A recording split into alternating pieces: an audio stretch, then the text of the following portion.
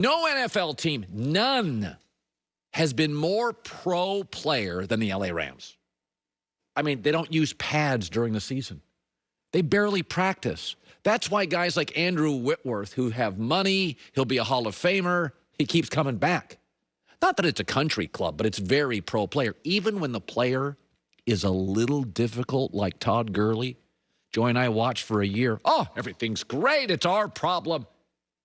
Suddenly, they are ripping quiet, introverted Jared Goff publicly. Sean McVay, the head coach, Mr. Pro Player, after the Packer loss, in which Goff was not terrible, 21-27, passer rating in the hundreds. He said, yeah, he's our quarterback right now. Les Snead asked yesterday, the GM, about quiet, non-controversial.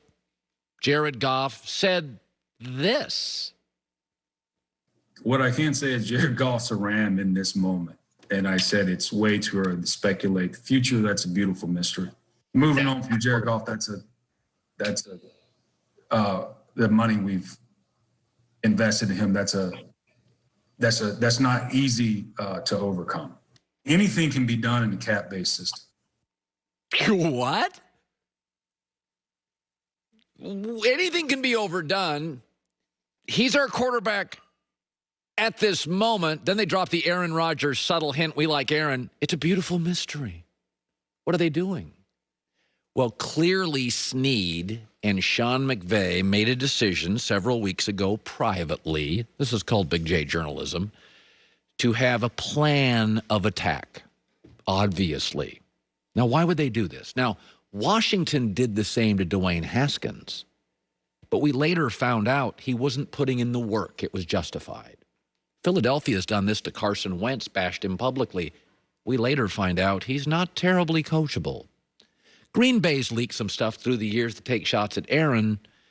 He's a little bit of a blamer. He can be arrogant and condescending.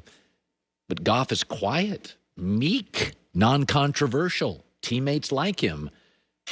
Why would they do this? Here's my guess.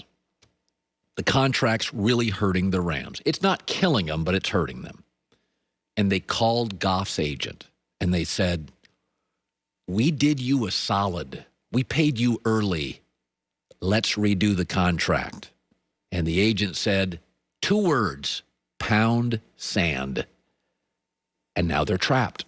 They can't cut him. It would cost him $65 million.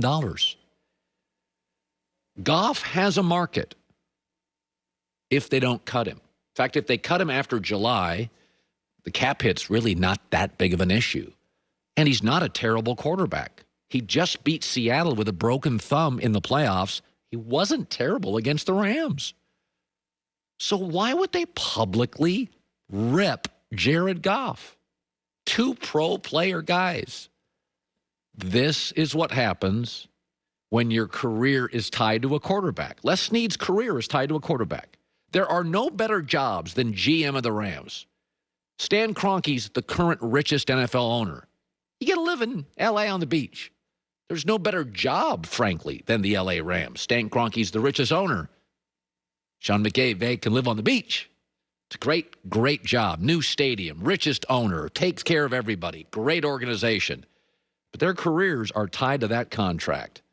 And Les Snead made a call, I'm guessing, on that contract, and the agent won't budge. And this is what you do. You go out, Jared Goff caught in the middle. Goff's not going to just hand back $25 million. His contract's not as bad as people think. But this is why you're seeing here what you're seeing. It makes no sense otherwise. Goff's not uncoachable. Goff's not condescending. Goff's putting in the work. Yet he's being attacked by the GM and the coach.